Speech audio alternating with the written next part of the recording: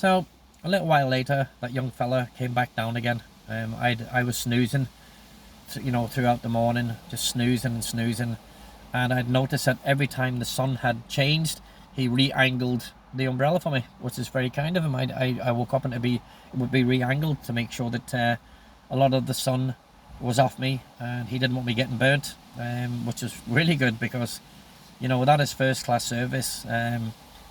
That's somebody going out of their way, knowing that you're ill or you've been ill, you haven't been feeling great, and that you might not be fit to do that yourself, or that you did fall asleep and that you would get burned in the sun. And that young fella just went out of his way to make sure that, I was really well and well taken care of, and didn't disturb me, didn't wake me up every 5 minutes if I needed a drink, or tried to get me to buy as much, alcohol as I possibly could, or get drunk or take advantage of, making money and stuff. He was very good. It actually kind of blew me away, that was the type of service that I'd got that day from him. So, yep, I remember getting hungry. I thought to myself, I'll try a steak and eggs and a few fries, French fries, or chips as we call them. And I ordered it, and it was little minute steaks. It wasn't the big thick ones, it was little minute ones. I ordered two of them, a couple of eggs and a handful of fries. And I asked him, did he have, anything that, could get for Kitty? And he says, look, he says, Mr. Colin, he says, I'll cut up some steak, he says, and mash it up, he says, and make it really fine, and chop it up, he goes, and I go, yeah, that's absolutely brilliant. So he made sure that Kitty had a little bowl of water, and some steak, and she absolutely loved that. And he asked me, could he take her around with him? He says, would it be okay? He says, if I take her for a few minutes, he goes, and just, show the people. I was like, that's fucking brilliant. That's fucking awesome. So, he says, I'll not be too far. He says, you'll see where I am. And I says, no, I said, that's brilliant, So he was taking her around, and he was, he's showing her to all the staff, and all the staff are getting all googly eyed over and stuff, and all wanted to pick her up and all wanted to pet her, you know what I mean? All this type of stuff. And even the manager, was up there, and she was googling around the little cat and stuff, and it's like they'd never seen one. And that was really strange because I didn't see many dogs or many cats, down there. So I kind of wondered, did they round them up? Did they round up the strays, or where did they go? Did they kill them? Did people actually own animals down there? Because I never saw one at the airport. I never saw one. I saw the way that fucking Mark guy was very disdainful to to her when he seen her and stuff, and I just wondered, with it being a British, a British island, a mainly British, island, did they have a dog pound? Did they kill them? I never heard any dogs barking, which is really weird. When I thought about it, I never heard dogs barking, and when the young fella came back down again, I asked him, is there no dogs or cats on the island? And he said that a lot of people frowned on them. A lot of the British people, the rich people, frowned on them, and made sure that the people who had dogs contained them within the yard.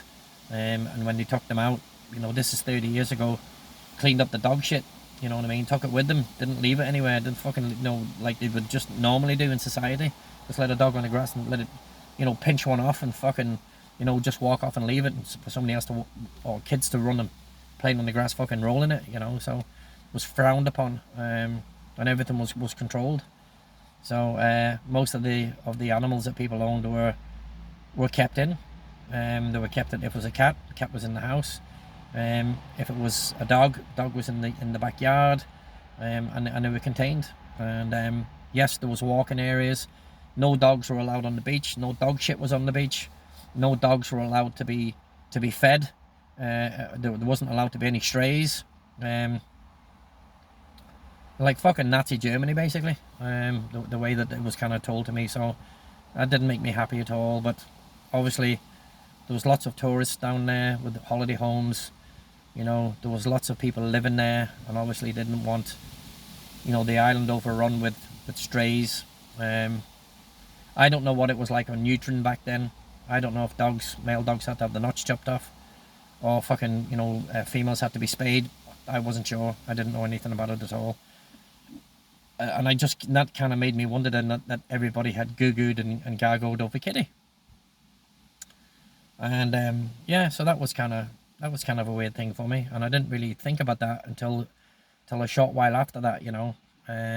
So that was Bermuda, and there was just, you know, strict policies, which I suppose at the end of the day is not bad, because you want to, you know, curb, you know, people, you know, breeding dogs and fucking giving them away and not knowing when those dogs are going to get beaten to death into fight. I don't know if there's fighting dogs back then. You know, I don't know what the story was on that, or if there's any puppy mills breeding just for certain breeds of dogs like there is today.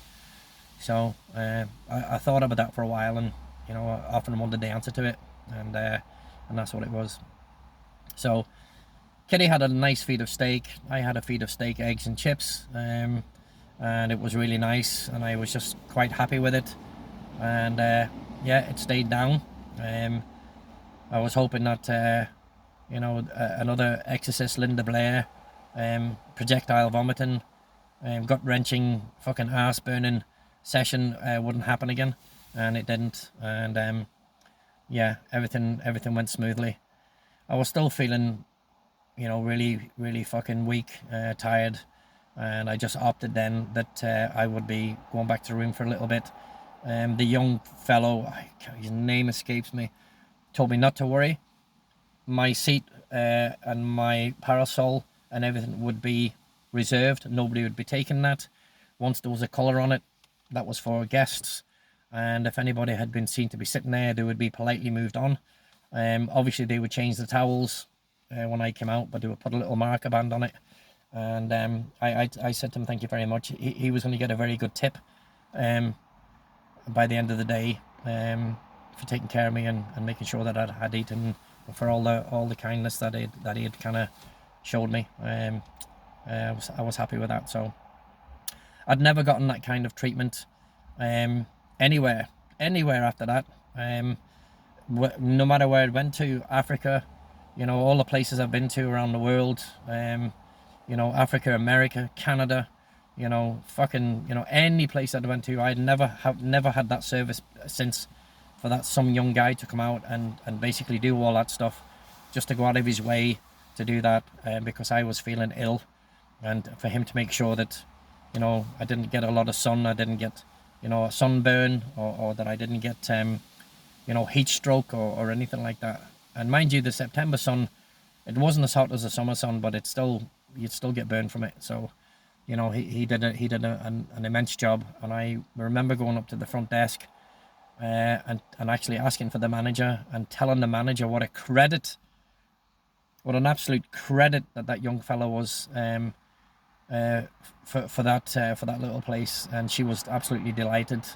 And I said that, you know, that young guy has gone, you know, above and beyond, you know, knowing that I was sick. You know, she goes, oh, you're the gentleman that was sick. And I was like, yeah. And she says, you know, we're very sorry that. And I says, no, it wasn't anything that, you know, I ate here. I ate some street food, and told her where. And she was actually said, you know, she was quite shocked, because she knew that little old couple up there that did the street food. And she says that she was, you know, I says, I'd only eaten a burger here in the daytime. I says, a burger and fries. And I said, and I'd only eaten street food that evening when I went out. And I says it was, you know, stewed chicken, rice, beans, and some flatbread. And I said, a Coke and stuff. And she was actually, you know, quite shocked. And she, you know, unfortunately, sometimes this does happen. I wasn't going to go up and make a big deal out of it. I was going to go up to that old couple and scream in the face, oh, you give me fucking food poisoning, and I've shit my whole guts out, and, you know, through a fucking, I was going to do that. Fucking crap happens from time to time.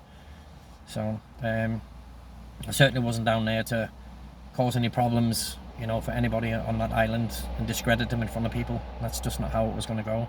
I was still living, I was still breathing, you know, everything was good. It's just one of those things. I might have brought it from the States. I don't know. I might have ate something in the States, and it was you know, one of those periods, 24 to 48 hours, everything comes out. Who knows?